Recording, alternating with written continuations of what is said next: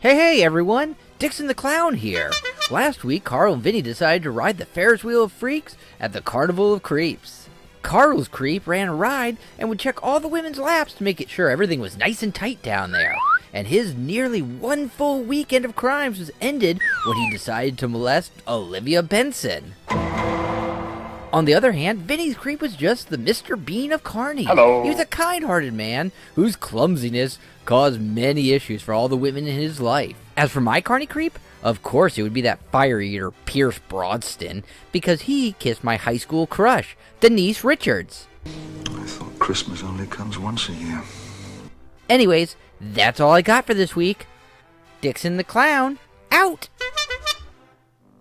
Attention parents, what you're about to see is not suitable for kids. Shoot, it's not even suitable for some grown-ups. You might want to walk away now if you ain't into these type of things. I'm going to give the people what they want. Sensation, horror, shock. I'm gonna deliver the goods because I'm alive and I'm not backing down. Cuckoo, cuckoo. Do up, do up.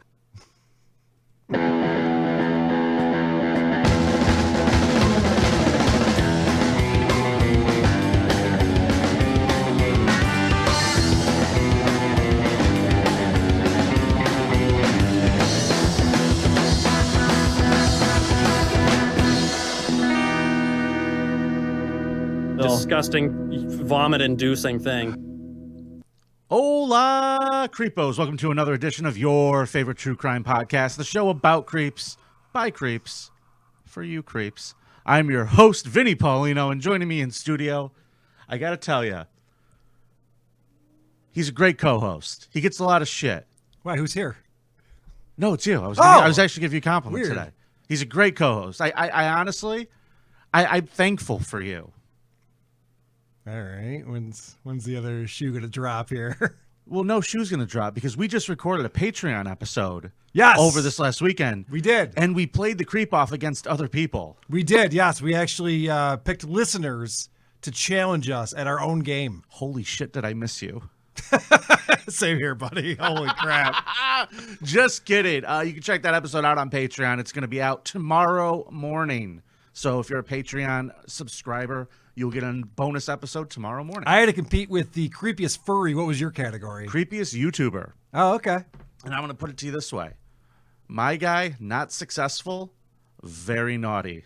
All right. Looking forward to that. Just like most YouTubers, I think. I haven't heard that one yet, so I'm excited. By the way, my name's Karl. Hey, what's happening, Vinnie Paulino? Good to see you, buddy. I think no one trusts Karl.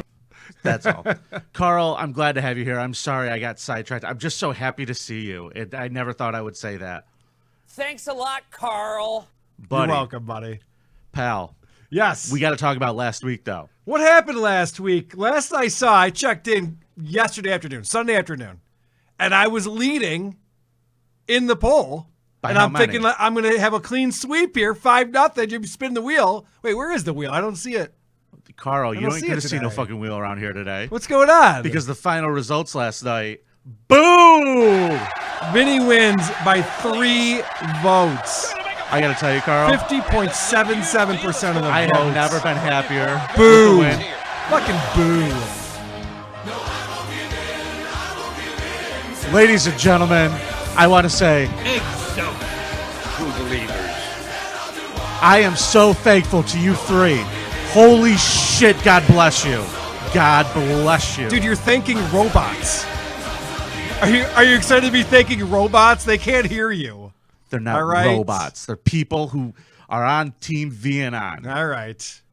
Thank you. You keep watering those crops at that bot farm that you're using to win these. Jesus All right, so now it's Christ. 4-1. I lost 4 in a row. I know. And you're like, yeah, the bots are. Vinny's got Dude, the bots. I'm Kill starting yourself. to think that Tucker Dixon is actually running this show, and we're just playing along. We don't even know. He might be our Mercy Turk. He might be. He might end up being the one who just breaks this whole thing up. So, all right, so it's 4-1. It's still game point. Notice out of nowhere, he did start submitting his own creep every week. Somehow in his recap, he made the contest about himself. That's interesting, I think right? I'm just realizing this now. I That's think a little just weird. dawned on me. You know, I should do a little housekeeping right now as we're talking about the score and people understand what we're doing here each week. Housekeeping. How about you do your fucking consequences? That's what I was going to bring up. That's where I was going with this. So each week, Vinny and I, from a category, pick the biggest creep. We argue our cases. Then you go online at thecreepoff.com. You vote for who you thought brought the biggest creep.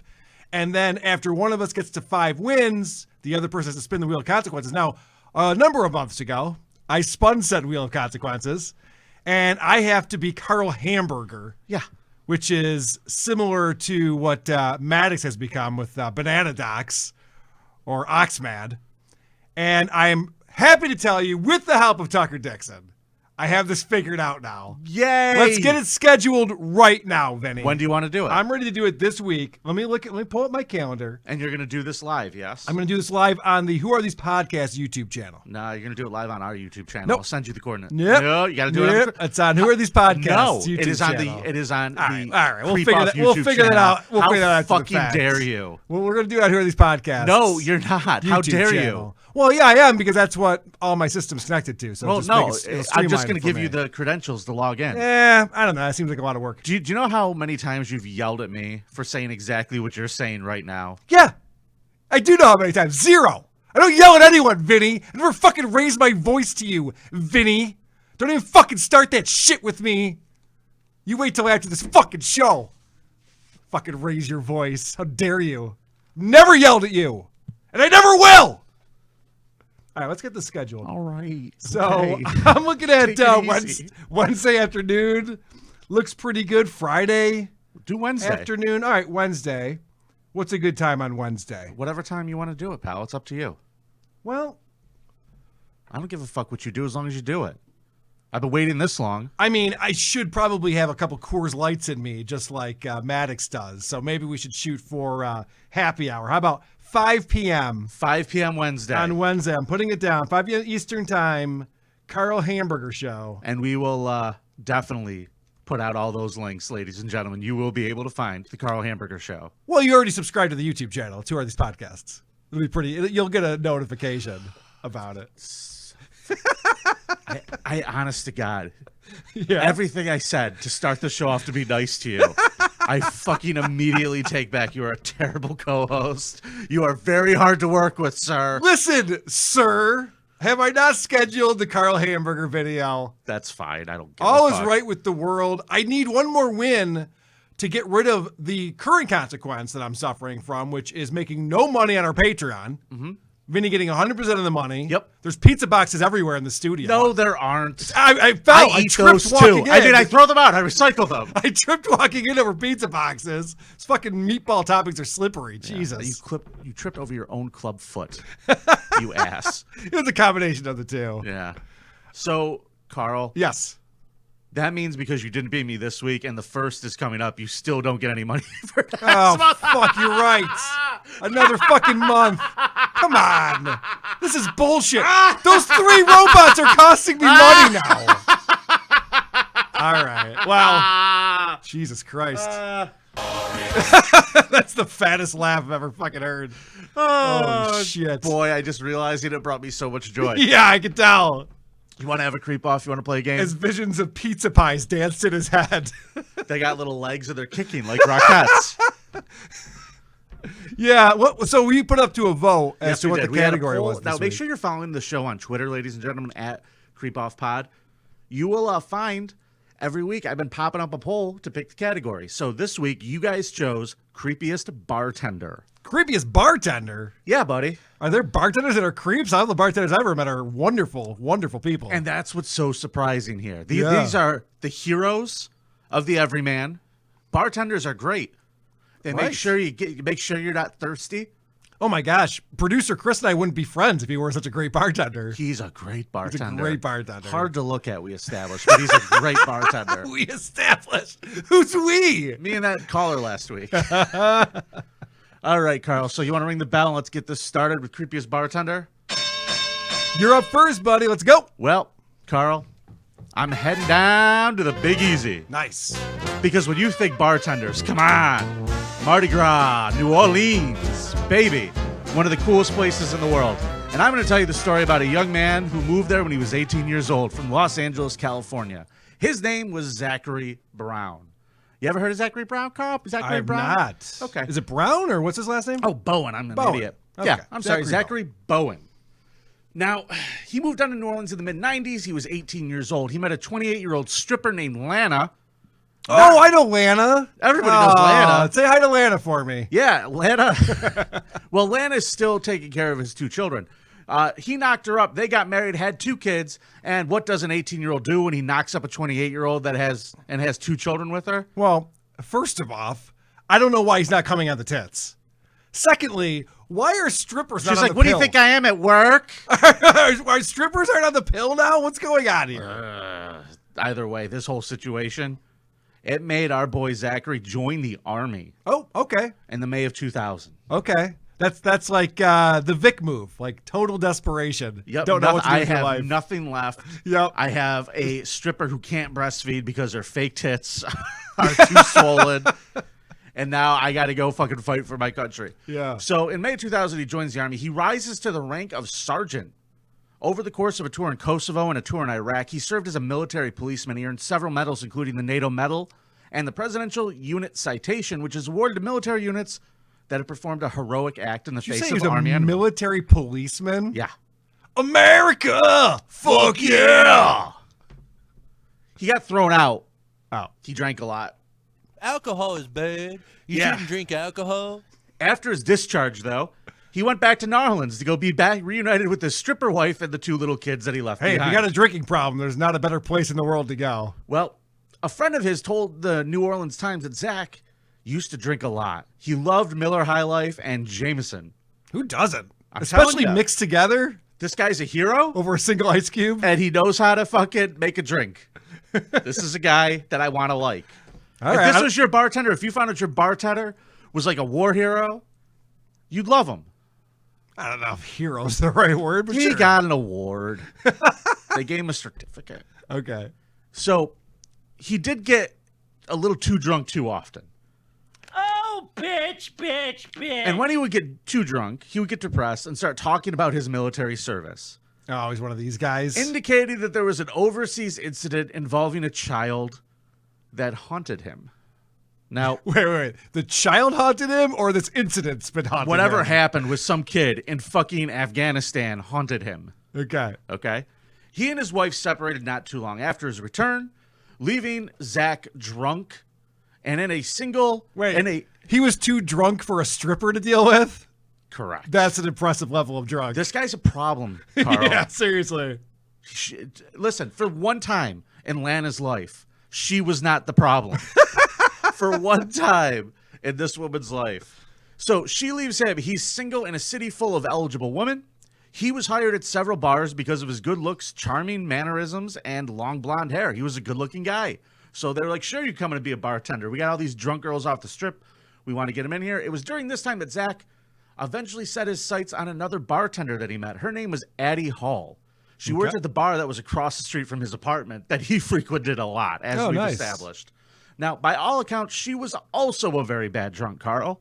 Okay, good. Well, they're in the right business because there's a lot of alcohol where they work. Yep. But in New Orleans, they combined their powers to become a bartending power couple, Carl. People loved these 2. I bet. All right. Well, that was a great creep, Vinny. Nice job. Well, no, All right, no, my no, turn. not too soon. Too soon, Carl. Oh. Too soon. It was around this time that Hurricane Katrina hit in 2005, and the 2 decided to stay in New Orleans during the storm to ride it out.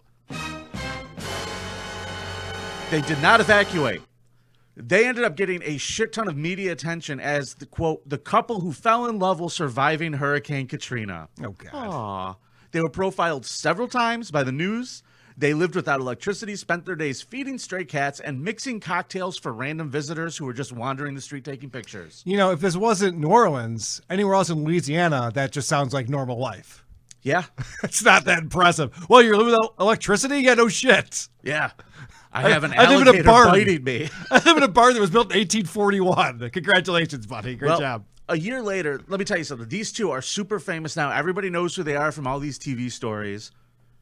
It goes a little bit to this guy's head. So things are starting to get back to normal. The city's rebuilding, but businesses are opening again. they couldn't live this bohemian lifestyle that they really enjoyed for a year of just sitting around and mixing drinks and stealing shit and doing whatever the fuck they wanted. They had to go back to work. They didn't need cash during this time. Now they need cash. They got to deal with all sorts of pressures of real life that they don't want anymore, Karl. Now, according to Zach and Addie's friends, they argued constantly. They complained about each other, and his habits of binge drinking and drug use were getting worse. Finally, Addie claimed that she had enough when she caught Zach cheating on her. And she went to the landlord on October 4th, 2006, and asked to take Zach off the lease so she could evict him. That's the last time anybody sees Addie. Oh. Tattletales never win, people. He, however, goes to the ATM and takes out all of his money. And over the next 2 weeks, he bought a ton of booze, drugs, and blew it on his one true love in life. More strippers, Karl. Drugs are bad. You shouldn't do drugs. And let me tell you, this dude partied super hard for 2 weeks. Yeah. Until a security camera footage showed that Zach arrived at the Omni Royal Orleans Hotel on October 17, 2006, went up to the rooftop terrace. Around 8 p.m., he approached the edge of the building several times before drinking one last drink and fucking swan diving to his death. He fucking jumped off the roof of the building. Dies on impact. Okay. Police search his pockets. They find his ID. Yeah. And they find a long, rambling suicide note. Yeah. That said in part, quote, "This is not accidental. I had to take my own life to pay for the one I took. If you send a patrol to 826 North Rampart, you will find the corpse of my girlfriend, Addie."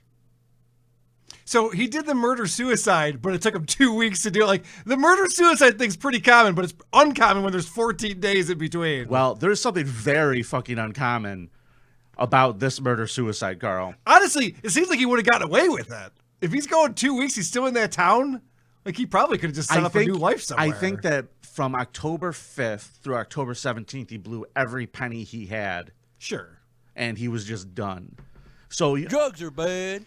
Units immediately are sent to the apartment and look like the set of a horror movie, Karl. Sure. The AC was set to 60 degrees. Think of the electric bills. And the walls were spray painted with phrases like, "I'm a failure," and instructions to call his ex-wife and tell her that he loved her. "Let Lana know I'm sorry."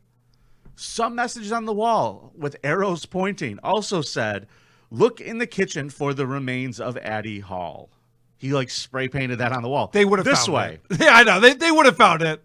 They could have just followed the stench, but thanks. I got to be honest with you. The it might have taken them a couple extra minutes because it wasn't a stench. It was a delicious smell, actually. Oh, okay. Because when they got there and they looked in the kitchen, Addie's burned head was in one pot on the stove, and her hands and feet were in another. Oh. Her arms and legs, which seemed to have been seasoned, were in the oven, and her torso was wrapped in plastic in the fridge. So he had a lot of leftovers. Correct. He not only murdered this woman, he dismembered her and cooked her. He had leftover chopped carrots and potatoes next to the stove as if he had some leftovers from the meal. Little pot roast. And next to that, he had an 8-page long confession letter. And here's what the letter said, Karl. Oh, God. Are you going to read all 8 pages? No, buddy. All right, thank you. I'm just going to sum it up why this man is the creepiest bartender of all time. Sounds good. Apparently on October 5th, the day after she went to the landlord, Zach strangled Addie to death in her apartment. He wrote, "I killed her at 1 a.m. I very calmly strangled her. It was very quick." Throughout his 8-page suicide note, he explained that he had sex with her dead body several times before passing out next to it. He got up, went to work the next day as if nothing happened. After some time, he dismembered the corpse in the bathroom using a hacksaw and a knife so that he could more easily dispose of it. He left the parts in the bathroom for a few days before he decided to cook the parts on the stove and make dinner. During the weeks before his death, he filled his free time with, quote, "good food, good drugs, and good strippers." And he claimed it was a very enjoyable time for him.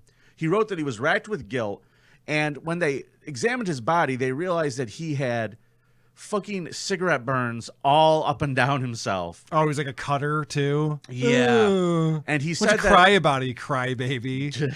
I killed my girlfriend. I have regrets. And that's why there's nothing worse than a whiner, Karl. Woe There's is me. nothing worse than a little whiner. bitch. I scarred myself not only by the actions of calmly strangling the woman I loved for 1.5 years, but my entire lack of remorse. I've known forever how horrible a person I am. Zach burned himself with cigarettes, 1 burn for each year he had been a failure. I wish people that I know would realize what failures they are and what horrible people they are. That seems like such a great epiphany to have. I'm telling you. You know, it would be terrible if we put that on the wheel of consequences. Burn yourself with a cigarette for every year you were a failure. I was wondering where you're going with that. I don't know. So he had no remorse. He just fucking ended it because he did have remorse. He was so guilt laden over it that he killed himself. No, and he just didn't care anymore. He was done. No. He said, "I had an entire lack of remorse." He said it in his letter, and he felt bad for not having remorse. Are you not following this story, Vinny? I'm choosing to ignore that part. This Carl. is what I'm saying right now. Is that this guy could have become a serial killer, but he decided to take his own life, which was really the right thing to do before he started doing that. So I say this guy's a hero. He's not a hero. He's a hero. He cooked and ate a woman that his dead body he fucked after he strangled her to death. They thought that it was like a serial killer. Listen, Carl. Dude, this is pretty up, right? I'm just saying, this is fucked up. Okay. Could you imagine being those cops, like you're walking around the kitchen expecting to find a dead body, and then it's like there's a head in the stove. They're just like, ah! It's not a fun day. Yeah. All right, that's my creep, ladies and gentlemen. Zachary Bowen. All right, very good. Zachary Bowen is your creep. Now, I brought a creep. My creep's name is Peter. And he's a pumpkin eater. Peter happens to work at a place called the Gatehouse. And he decided I'd had too many drinks this past Friday night and stopped serving me alcohol. And I want to say right now to Peter. All right, that's not true. All right, so I'm going to I'm going to introduce the creep that I'm bringing because you still go to the Gatehouse? No. All that was made up. So I was trying to think of a place that would be plausible for me to get kicked out of, and I couldn't. Comedy at the Carlson. That's actually where I was on Saturday night. Jen's house. Jen's boyfriend's house. All right, so when you think about a creepy bartender, okay, that's like their profession, and then they go and they murder their girlfriend on the side. It's not like, well, okay, he was a bartender. But what makes for a creepy bartender? They have control over what you're ingesting. And the scariest thing for young women is that the bartender is a predator, because the bartender has a lot of power in that situation. Are you saying that bartenders would ever take advantage of this power? Detectives in Summit County think they just solved 4 cold case rapes dating back some 20 years. Good evening. Thanks for being with us. I'm Rob Powers. And I'm Courtney Gooseman. Prosecutors say all of these women were assaulted after visiting bars around Akron, and the accused rapist is the man who served their drinks. Kevin Souza was a bartender in Akron, Ohio, and he had gotten around to a couple places, and he was fine. He worked at the TGI Fridays, the Ruby Tuesdays. Very close. The Applebee's. It was fine for him for 20 years until they decided to go ahead and open up some cold cases. This 12-count indictment accuses former bartender Kevin Souza of raping 4 women in 3 separate incidents from 2000 and 2002. Prosecutors say an Akron police unit that investigates cold case sexual assaults linked the suspect to 3 of the survivors through DNA evidence. Oh, that pesky fucking DNA evidence. You know always fucking things up for rapists. Did you say 4 rapes with 3 women? Yeah. Yeah, in 2000, 2002. Okay. In a court filing, prosecutors say Souza used his job as a bartender to commit drug or alcohol-facilitated sexual assaults, and the victim suffered from symptoms of unusually severe intoxication after consuming drinks prepared by him, and partial temporary memory loss after their assaults. I feel like I'm having too good of a time. This bartender's the best. He mixes the drinks up. What's your name, Kevin? Thanks, Kevin. Yeah, so Kevin's roofing girls while he's bartending. Just pass out on the bar. Here's a fun little tip. If you're a young lady, say 21, 22 years old, maybe you're very attractive. Find yourself a nice older man. Maybe you're a cheerleader for a college and you're in town because your team's playing that team. Get a bottle of beer. Just go ahead and have him twist off the top of a bottle of beer. Much harder to roofie. Now, Vinny, it gets way, way worse. There's not colors in that. It gets way, way. Oh, well, then have a White Claw. Have a High Noon. What am I, gay? Fuck you, Carl. All right, so this is the worst part of all of this. Not only are these young girls going out, passing out and getting raped by this bartender. Prosecutors say in 2000, she and a friend were served drinks at this Applebee's in Fairlawn. They were later sexually assaulted at an Akron area apartment. Has going to an Applebee's ever been a good decision? Has anyone ever said, I'm so glad we went to that Applebee's? This is horrible. That is probably not the worst thing that's ever happened to someone after. Right, yeah. that Applebee's probably been worse. Much worse things have happened there. Well, it's not just Applebee's you have to be careful of in Akron, Ohio. And prosecutors confirm Souhoza is charged in another 2000 case. Police say a University of Connecticut cheerleader in town for a college football game was raped in a bathroom at the former Banana Joe's in Akron. Are you following this, Vinny? Stay away from Banana Applebee's, stay away from Banana Joe's, Watermelon Jerome's. All of these places should be off limits if you're a young lady in Akron. You see the trend there. Stay away from Blueberry Pete's. Yeah. What the fuck are the names of these places? You see the trend of what's going on.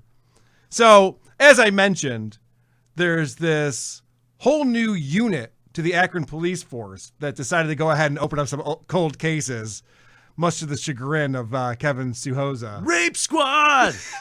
Rape Squad! They didn't believe us, Akron! our voices were just not heard at all. But then in 2019, a new police unit, the Akron Sexual Assault Kit Initiative, or ASAKI, began reopening several unsolved rapes. Yes, might have gotten away with it, too. If it wasn't for these blasted... Akron's Sexual Assault Kit Initiative... and their dog. There was a dog involved, too. Asaki! So that was Kevin, who was also shaking his fist up at the sky as he was saying that.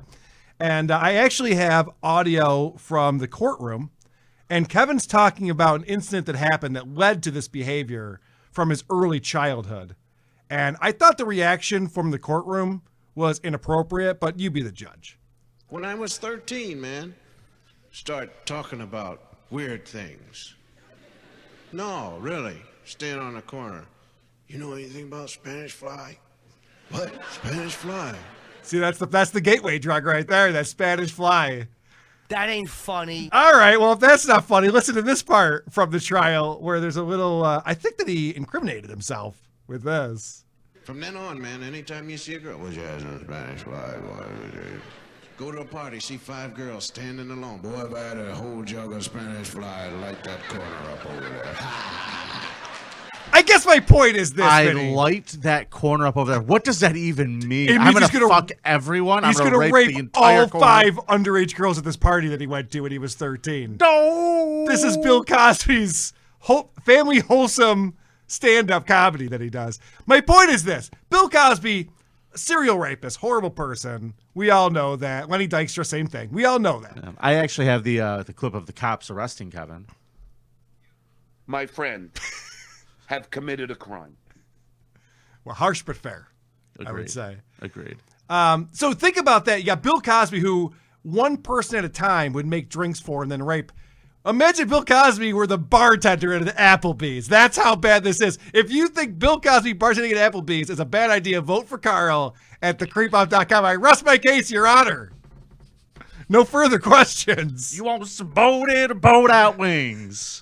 Freaking Cosby at the Applebee's. That's the best you can do? All right. That's pretty good. That's pretty good. Hey, I got to say real quick, Vinny, I want to bring this out since you were playing Stuttering John there. Yeah. Stuttering, we just found someone, he has thicker skin than fucking Will Smith. What a piece of shit Will Smith is. Best thing I've ever seen. Jim Norton put out a tweet. At this point, Will Smith being a cuck is the only thing I truly respect about him. Carl. Well done. I am watching today. I live in Rochester, New York. We both do. Me too. Curtains drawn. And I was looking at some comedians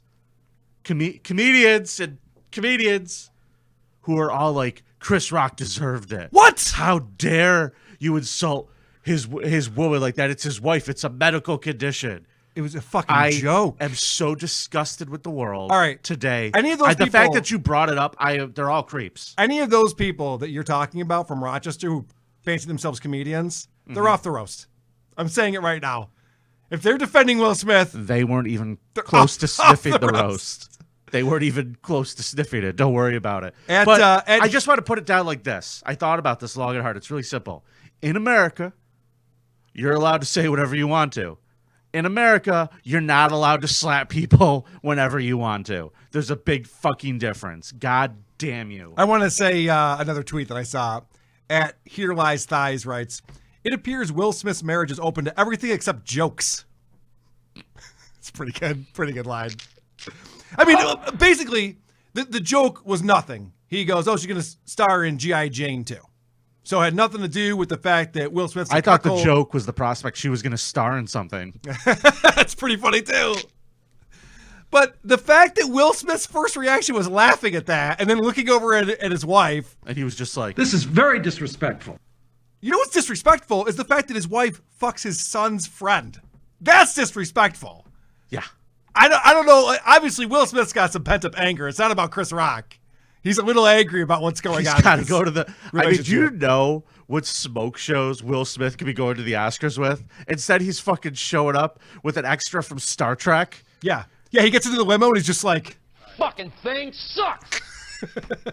No, I know. I totally agree. He's obviously very frustrated when she by this whole situation. When she walked out with that haircut, he was just like, oh. All right, so I just wanted to bring that up because everyone's talking about the Oscars last night. And do you think that was staged? Do you think that was real? I think it was real. Yeah. There was too much of a ridiculous reaction from him sitting in the crowd. What a fucking Kanye moment that was. That's sure to backfire on the Fresh Prince, I would imagine. I actually have a statement from Chris Rock. Okay. Do tell jokes. Some He's better right. than others. That wasn't the best joke. Not even. It wasn't the world's best joke. That is not. I mean, if somebody told me that Will Smith slapped him because, like, make it funnier and slapped him, I would get that. Then I'd be fine with that. Yes. That's the worst part. You don't want to get punched over one of your weaker jokes because it's going to circulate. Correct. You want it to be one of a hard hitting joke at that point. Yeah. The fact that she is, like you said, sleeping with the son's friend and like made him be okay with it. Yeah, he's a cuck. It's so not. Like, whatever, 2022, whatever fucking throuple relationships people want to have. I don't care. You don't want your wife to come home one day and tell you that, by the way, I'm sleeping with our son's friend and I need you to be cool with it. That's gross. Hey, remember the kid who played center on our son's basketball team? Yeah, he was pretty good. 8.9 points per game, 7.2 9-inch rebounds. cock, too. It's amazing. Yeah, right. Speaking of rebounds. Poor Will. He's just sitting there going, I could have my marriage break up, or I could just let this attention bag go get railed by this kid. That's a dilly of a pickle. Can we change the show to just Hollywood gossip? That's what we should do on the show from now on. Fuck the creep off. Welcome to Hollywood Goss with Karl and Vinnie. Oh, the kids love it. Kids love the Hollywood goss. Fucking Chris Rock. All right, we got some voicemails. Yeah, they're brought to us by our friends in Syracuse. The Creep Off voicemail segment is brought to you by the city of Syracuse. A teenager recently died of malnutrition, but on the bright side, there's slightly more food for the rest of us. See you in Syracuse. It's a good one. That's a good one. Even a married man can come with some good jokes. That's good. Who would have thought it? Here's a question being pondered to us. What up, Vinny and Carl? Currently stuck in quarantine. I got the coof. So I've been watching the docuseries about, Playboy, Hugh Hefner, and all that jazz. And it got me wondering about a question I want to ask you too, since you guys are the masters on creeps. So at what age does it become creepy for someone to be smashing barely legal age people? Or is it creepy at all? All right, give me a call back. Great question, and I would also like to thank you for making the distinction of masters on creeps instead of masters of creeps. We do not control them. Right. But Correct. If there was a court case, you could probably call either one of us as a expert witness. Don't put that out there. I don't got time for that shit. They pay. Oh, that's true. Okay. Carl, what do you think? Is it creepy? What age is it creepy? All right. For someone to be smashing barely legal age. If you want to have sex with a 15-year-old, it's very easy. Just be 15 yourself. Yep. It's a very easy formula. If well, the girl you barely wanna sleep with legal is 17, does it barely legal mean 18? Probably 17 or 18. Which, by the way, good on you. If you're banging an 18-year-old, I don't care what age you are. Yeah. It's legal. Good on you. Well, the question is, what age is it creepy? I'm about to be 40. Okay. So I'm going to say whatever Carl's age is. Okay. Does your doctor agree with that statement that you're actually going to No, turn 40? he says my heart is much older. I'm going to want to get a second opinion on whether or not you're about to turn 40. I don't know. Ways to go. I don't think it's creepy that, people of all ages bang.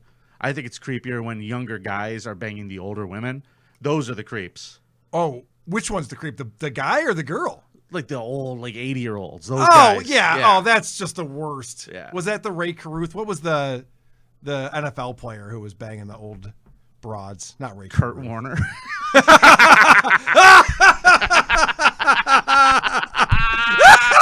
You're an NFL quarterback. You won a Super Bowl. You could do better. You're going to be in the Hall of Fame. You think Jada Pinkett went to her hairstylist and said, "Give me the Brenda Warner"? Oh man.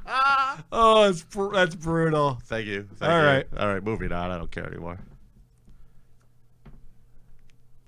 Hey, this is the guy who made fun of producer Chris last week. This message is for Free Willy and his talentless, fuck-faced, club-footed co-host, Karl Heberger. I was wondering, what does producer Chris have on you guys? This is the show where you constantly talk about child rape and how it's okay. And I make one joke about producer Chris, and you guys are both like, whoa, you crossed the line, buddy. Slow it down. Just want to know what he has with you guys. Just let us know. Keep up the good work. Fuck you. Love you. Bye. First off, sir. First off, it's pronounced hamburger. I think he mispronounced my name 100%. That was annoying. And not only that, this show... I do know they are very much against pedophilia. They fight it very hard. We do not endorse fucking children, sir. Anally raping children. That's just a ditty. That's just a fun ditty. People still listen to Thriller. I don't even know what the lyrics are. I just like the melody of that one. Yeah. I just hum the melody. I like the guitar work. It's just a good melody. I don't even know what he's saying. What does Chris have on us? Good times. Just being a good guy. I don't even remember what the conversation was. The guy was like, what does producer Chris have on you that we got all mad at him for saying? Yeah. I don't know. I don't know. Now, here's somebody else commenting on producer Chris. He might have to listen to an episode. Jesus. I want to give props to the caller last week who accurately pointed out how fucking disturbing producer Chris is. Oof. What? A creep. I've seen partial birth abortions that are more attractive. Jeez. All right. Well, he brings up a good point. Yeah, we're going to have to do something about producer Chris. You might have to put him in the background or something. Hey, Vinny, it's your old pal DP. I just want to let you know how admirable it is that you threw 5 rounds in a row just so Karl could get his money back. Now, you may have lost, but in the game of life, you truly won because that is true sportsmanship and something that the shady fuck Karl could learn from. Shady fuck Karl, you should learn. Sir, I did not lose 5 in a row. No, he lost 4 in a row. He fucked up this time. He fucked this one up. Where'd it go? All right. And then... who cares? And that's the way. You got any voicemails? I don't, no. All right, well, you want to do a Scum Parade? I am ready for a Scum Parade. Tell me that you have the wonderful Scum Parade intro. Yes. Driving children up pedos diddling, bag murderers, rapists do rapey sociopaths, abusive ass hats. Yeah, the Scum Parade on the creep off. Yeah, the Scum Parade, Woo! Carla and Vinny are back. Do up. I need that drop on my board. That's I'm fucking never great. giving it to you. You think I can't find that drop? You know what think I don't drops? have You know that? what drops I love? I almost clipped up your episode from the other day. Yeah. All of your Opie drops just are fucking hysterical. Oh, the goodbye. The Opie stuff when he's saying whatever. It's so I good. love it. All He's the right. best. Hey, Carl. Yeah. I got to tell you, man, I really hate it when your wife ruins a good time, you know? Let's talk about a story that happened in Charleston, South Carolina. A 50-year-old man is in jail following an incident Sunday in which his wife found him in bed with a young child. But according to an affidavit obtained by ABC News 4, the woman found her husband, Anthony Furman, in bed next to a 7-year-old child. Normally, the last name Furman comes with positive things. I'm surprised this guy's up to no good. He's about as much of a hero as my creep was. So this guy's in bed with the 7-year-old with the bed sheets pulled up to their necks. He's on record of saying that he thought the 7-year-old was an FBI agent. Yeah. I knew that she was just trying to trick me and to get naked with her. And I did it just to see what would happen because I knew she was trying to trick me. I watch enough of these videos. I know how this goes.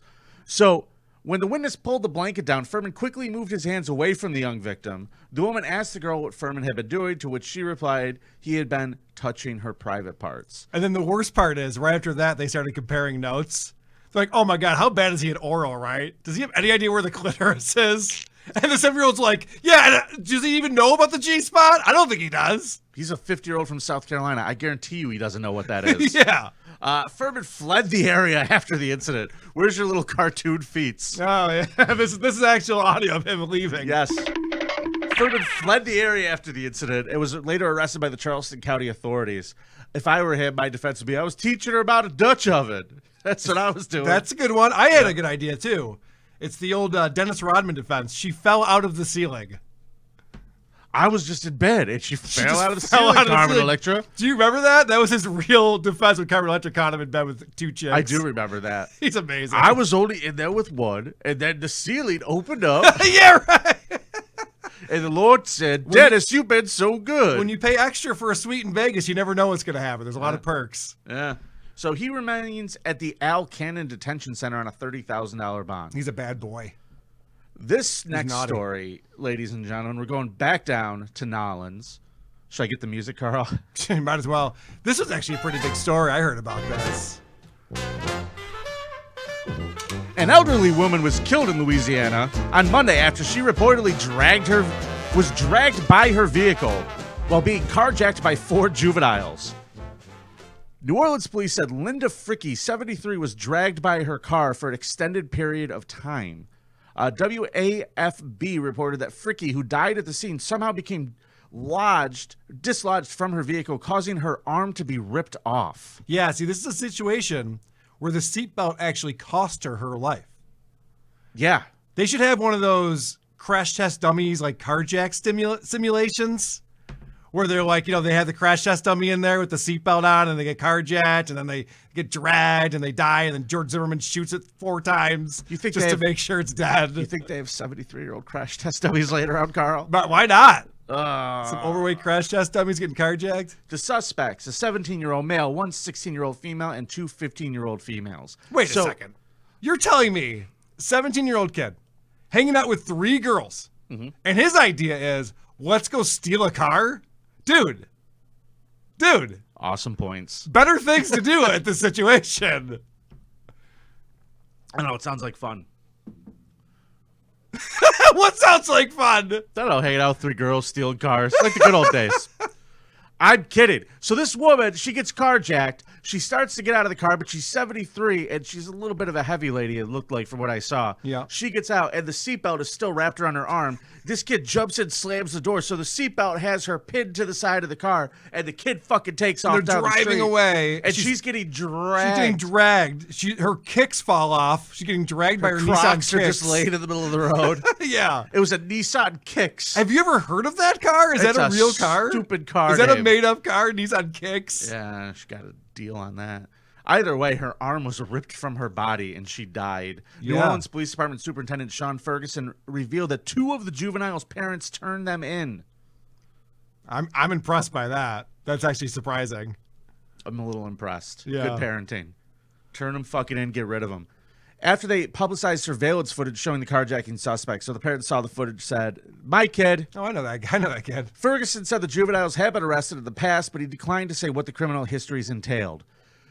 So we have a bunch of shitty kids. They've committed shitty crimes. This poor 73-year-old fucking woman's got to lose an arm and her fucking life so he could fucking joyride and impress 3 girls. Carjacking is bad. Yeah. Shouldn't carjack people. Yeah, I was just joking earlier. The 4 teens are charged with second-degree murder, and police plan to ask the Orleans Parish District Attorney's Office to prosecute them as adults. Whoa, you got butt slam! Hey, Carl. Yes, man. I want to talk about a place that is literally glorious. Rochester, New York. Yes. Apart from the comedy scene. Authorities say 2 Rochester store clerks were charged with rape, Carl. I saw this. I saw among this story. Other offenses, after allegedly locking a juvenile female inside a corner store near Central Park and sexually assaulting her. Yeah. Why are you giggling? I'm not. I don't think this is funny at all. This is terrible. According to Rochester police, officers responded to a private residence on March 19th around 3:20 p.m. The report of a sexual assault, investigators found the juvenile female had gone inside a store located in 95 Central Park. So I want to point this out before we get into this, that Central Park in New York City is very different than Central Park in Rochester, New York. I would never step foot anywhere near Central Park in Rochester, New York. She was sexually assaulted by 2 employees who locked her inside, according to police. Officials say both store clerks were taken to custody with no incident. So I have to say this, Vinny, because I've seen a number of videos, and actually blowjobs are pretty common punishment for shoplifting. I've read that. Yeah. I've seen it in action, and usually what these girls do is they accept their punishment and they move on, and everyone's happy. They sign the waiver. Yep, and everyone's happy. You know, at first they're very concerned that their parents are going to find out that they were shoplifting. You know, even though they're 28 years old and have a shit ton of tattoos on their neck, they still are concerned about their parents finding out. And a glassy look in their eyes from the pipe that they saw. And the dirty feet. Officials say both store clerks were taken to custody with no incident. Police were able to also recover a Glock 9mm handgun, which was loaded with 48 rounds in a drum-style magazine. Whoa. 48 rounds? Yeah. In a 9mm handgun? That's illegal in New York State. I don't understand why these criminals won't go along with common sense gun laws. That's illegal to have that many rounds. Do you think he had the rounds locked away separately from the gun? He better have. That is an illegal firearm, well, sir. that firearm was reported stolen from Ohio. Oh, okay.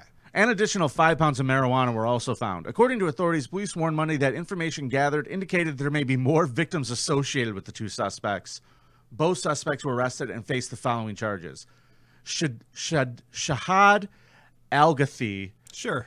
He's 20 years old. Rape in the 1st degree, criminal possession of a weapon, 2nd and 3rd degree, criminal possession of cannabis in the 2nd degree, criminal possession of stolen property in the 4th degree, and unlawful imprisonment. The 20-year-old is currently a level 2 sex offender. You know what's stemming weird? from a 2021 conviction from last year. Vinny, he's out on the fucking streets. It's not that I can relate to this story in any way, but I just find this odd. When I have drugs on me and say like a firearm or 2 that's not registered, I drive the speed limit. I stop at stop signs all the way. I look both ways. The last thing I want to do is rape a girl and draw a bunch of attention to myself because they're going to find out the other shit you're up to too. Well, if only James Hampton, his associate, who's 28 years old, had thought that way too. Yeah. He's getting charged with rape in the 1st degree, criminal possession of a weapon in the 2nd and 3rd, criminal possession of cannabis, stolen property in the 4th degree, and unlawful imprisonment. Police say Hampton is on parole for conviction involving criminal possession of controlled substances. According to authorities, both suspects are scheduled to return to court this week. You know, it's funny, too, because the 20-year-old kid who works at this convenience store, you got to think the parents were so proud of him. Oh, he's finally turning his life around. Our convicted sex offender's son has a job. He's got a job now. He's working a 9 to 5. Isn't this great? The other thing they talk about in that article is that it's across from an elementary school. It is. Yeah. Well, fortunately, no one's actually attended a city school in years. I'm pretty sure they're historical museums at this point. So don't have to worry about that. Someone's yelling outside in the comedy club right now. Yeah, I'm closing the door because I don't want to hear it. What are people yelling about? I don't know. Mark's screaming for help. He fell off a ladder or something. We'll get to him. Yeah, we'll figure it out later. We'll get to him. I got one more story. Yeah, Carl. we got more stories to cover. Port Isabel, Texas. Did you have trouble following this story, Carl? No. but it was very poorly written, like a lot of these articles are. Yes. Police reports obtained by Valley Central offered new details in the disappearance of a newborn baby and the arrest of his two parents. The disappearance of a newborn? Yes. What, did he miss like some business meetings or something? Like, how does anyone know if a newborn is missing? He was supposed to be at the Pickwick pub yeah, at 4 o'clock. Right, exactly. His buddies at the Pickwick started calling in like, I usually comes here and starts drinking at 3. I don't know what's going on. Zachary De La Rosa and Suzanne J. Pierce were charged with injury to a child and admitted to authorities to playing a part in their newborn's death. Oh. Well, case solved. Suzanne Pierce was also charged with abuse of a corpse. A search for the newborn is ongoing. Oh, you want to search for a newborn? How about a strip club? Because the kid's probably hungry. That's where I would go. That's where all the milk is. All those swollen titties can't produce the milk. A search for the newborn is ongoing. Cameron County Constable Precinct 1, Child Protective Services, Texas Rangers, Texas Park and Wildlife, and the Border Patrol Canine Unit are all looking for this baby right now. Okay. On March 16th, a reporting party, or as we like to call around here, a tattletale, contacted authorities for a welfare concern for a newborn child. The tattletale was asked by De La Rosa's mother to see if her son and wife were pregnant months prior. The tattletale was able to confirm that Pierce was indeed pregnant. The tattletale then said they were contacted by De La Rosa last week to return some clothes belonging to a baby boy to Walmart. Okay. They questioned De La Rosa as to why the clothes needed to be returned. Hey, can I just point out real quick? Yeah. Baby clothes from Walmart, can you just eat that cost? Just to like maybe not get caught? Like maybe the $22 that you spent on baby clothes from Walmart, just like water under the bridge. $22. They bought the kid a wardrobe? Just water under the bridge, just let it go. They're like, well, we got to get this $22 back, obviously. Listen, these two look like they want the cash. So they said, why did the clothes need to be returned? And De La Rosa told the tattletale that his wife had a miscarriage. De La Rosa also told them that they had a private ceremony and that only 2 other people attended the funeral for the baby. Is that legal? Can you just have your own funeral for your baby? No. I didn't think so. Friends close to the couple, a man and a woman, were also contacted by the Cameron County Constable's office, according to the affidavit. The woman told authorities she was contacted by De La Rosa in a panic at 12 p.m. on March 8th. De La Rosa told the woman that Pierce was bleeding because she was going to have a baby. The woman said she was unaware the couple were expecting and instructed them several times, call 911. How big is this woman if no one knew they were expecting? I don't know. She's not quite Vinnie size. Okay. The woman said she received a second call from De La Rosa around 5 p.m. saying that the baby was born and it was a boy. Fucking cares. Happy days. The woman said she purchased clothes for the baby and delivered them to the couple, where she saw a healthy baby feeding from Suzanne Pierce. Sounds hot. Could you describe that a little more? Her big old floppy titties are just slung over her shoulder. The baby was fucking... The baby that she had her back. Yeah, the baby was one of those papooses on her back. She just fucking flipped it up to her. The woman instructed them to take the baby to a doctor for a medical exam, and Pierce told her she was planning on taking the baby, which they named Michael, to the Swiss embassy to obtain a Swiss birth certificate. Wait, can you do that? Not when you're in Texas. Hold on a second. Not when you give birth to an apartment in Texas. You are not allowed to give your baby Swiss citizenship. I'm pretty sure. That sounds amazing, though, because then they could just be neutral on everything. It's like, no, we're not taking sides here. We're neutral Swiss. on everything except for cheese. Come on. You could come see me this weekend. Not going along with that one. Oof. I'd rather you tweeted about how Will Smith did the right thing than tell that joke. Holy shit. Come on. Yikes. All right. So, yes, you cannot get a Swiss birth certificate. Okay. The woman said the following day she tried to ask the couple on Facebook how the baby was doing, and they would talk about other things. How's your baby? Did you see that Will Smith slapped Chris Rock? They have to change the subject on Facebook? Did you hear that Jada Pinkett has alopecia? You can just block people. But how's the baby? You can just block people. You don't have to change the subject. Hey, Carl, you club-footed loser. Hey, man, so anyway, did you check the Sabres out last night? That was a pretty good game, huh? Gave the Rangers a run for their money. So the woman said she did receive a photo of the baby. Later that day, De La Rosa wrote back to her and said the baby did not make it and had died. Oh. Wow. So, March 18th, constables met with CPS investigators to follow up on the child custody case with De La Rosa and Pierce. That's what they called it. Where is this kid exist? Is this kid dead? Yeah. They're going to investigate. Initially, the couple refused to open the door. After several attempts, they left the officers in, where they saw Pierce laying on a mattress in the living room next to 8 puppies and 2 large dogs. Aww. I'm sure that they were suckling on her nipple, too. Aww, 8 puppies and 2 dogs. What? They also saw baby clothes, what appeared to be the same shoes the baby was wearing in the photo provided by the woman. Oh, they should really probably return those to Walmart as soon as possible. Gonna need some canned food. Yeah. Authorities asked De La Rosa where Michael was, to which he said he did not know a Michael. Yeah, Michael who? Michael who? That name's not ringing a bell. Those officer. are dog baby shoes. Those are puppy shoes, officer. Authorities followed up on the welfare concern for a newborn baby when they saw De La Rosa walking on the road. They asked him if he knew anything about a newborn baby, which he initially denied. Officers then showed him pictures of the baby. So, does this ring a bell? Oh, my son, Michael. De La Rosa said his name was... Oh, okay. Then De La Rosa said, no, that's not Michael. That baby's name is Malachi. Oh, right. Well, we mispronounced Malachi. Michael, I don't know Michael. I know baby Malachi. Well, I did. De La Rosa then confirmed there was a newborn baby, but said he wasn't sure what Pierce had done with him. Sure. He said the baby had stopped breathing. He attempted to do CPR for 2 hours, but was unsuccessful. That's the right amount of time to try CPR. 2 hours. Just keep going. Just keep going for 2 hours straight. And by the way, after 2.5 hours, probably call EMS. But at least put in those 2.5 hours. I don't think this first. guy called EMS. I think this guy checked to see what was on TV. Yeah, you think? Yeah. He then said he passed out, and when he woke up, Pierce and the baby were gone. The baby, he did CPR for 2 hours on this baby trying to save its life, and then he's like, I'm so sleepy. And just so everyone knows, you cannot perform CPR on a baby. You shouldn't. You know, you will kill a baby. A newborn baby will die if you try to do CPR on it. If this guy's got 2 fucking palms on this baby's chest and is pushing down, you will hear it clear. He ripped cords out of the lamp. He's fucking... I won't lose him, damn it, Suzanne. God damn it, Jim. I'm a crackhead, not a father.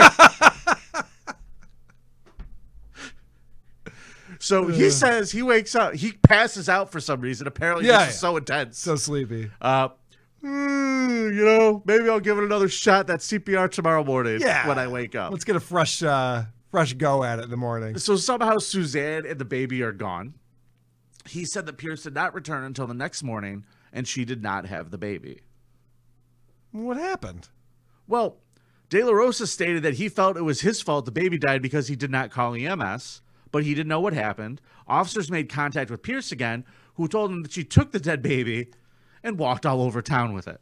Okay, what was the point of that? Just to get some fresh air? Yeah. They went to a cemetery, which seems like the right place to take a dead baby. Yep. But she did that to go to the old causeway to see dolphins and pelicans. Oh, cool. How fun. Yeah. I bet you a pelican took that baby. She was hoping. Pierce said she had the baby in a blue-colored blanket and had him under her shirt when she got stuck in the mud, and that she passed out. Oh my God, so they both have narcolepsy. Yeah. Is what we're hearing now. Dude, if I were these people's attorney, I'd be like Michael Popak talking to Senator John. You said what? I can't help you, you idiot. Why are you talking? Stop talking. You think you could get away with that without having legal ramifications? You're out of your fucking mind. You think you could get away? I hit a choice. Sorry. Pierce said she had the baby in this blanket. She gets in. Somehow she was walking along the beach and got stuck in mud, and that the water was rising around her. And when she woke up, the baby wasn't with her. Nobody has any idea what happened to this baby's body. I'm guessing she fucking threw it to a pelican. Yeah, that sounds about right. Go pelican. Holy shit. I don't lie. I don't like to lie. Michael Popak has the tape. You fucking sycophant. Do up. Hey, everybody, don't forget to vote this week at thecreepoff.com. On thecreepoff.com, soon to be HollywoodInsiders.org. Hot goss with Karl and Vinnie. Hot Hollywood goss. That's it. HHG, ladies and gentlemen. The Creepoff is dead. Viva HHG. We don't care about pro wrestling. We just want to watch award shows and talk about what people wore on the red carpet. That's our new thing now. That Lizzo is so brave. Karl. We're going to use the words like brave and problematic on every episode. Absolutely. If you want to have some good, clean, wholesome fun, bro, I found this old comedy poster from a show I did like 5 years ago with a guy who's a very clean comic. And they wrote on the poster, and it said, "A night of comedy that's not insulting." Fucking thing sucks. And Vinnie Paulino. Did they really write that? Oh, that's funny. Yeah. Good for you, buddy. Yeah, I laughed pretty hard at that. It's like, it's a night of comedy without insulting. And Vinnie. Folks, Get there late. Patrons, you're getting a new episode tomorrow. Check out for that is the Patreon Listener Challenge. Will be out tomorrow morning for your enjoyment. Until then, check out thecreepoff.com and make sure you vote. If you want to leave us a voicemail, 585-371-8108, and email thecreepoffpod@gmail.com. Please vote. Please vote for Vinny. I do not want to spin the wheel. At least wait until this fucking guy does his consequence. Cuzzaroos. I know you're out there. True believers. I need the Cuzzaroos to help me get over the hump here. We need to get a victory this week coming up. And tune in Wednesday at 5 for the Karl Hamburger Show. That's right. And what was that, Karl? Vote for Vinny. All right. It's nice to be important. Is this guy a freaking moron or what? It's more important to be nice. Winhausen for the Winhausen. Good gear. I don't think it's funny. Do up. Important.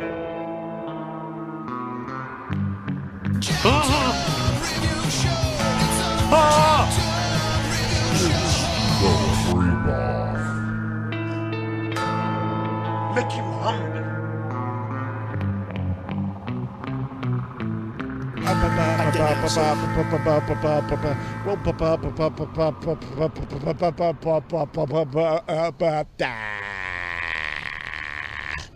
Babble, babble, babble.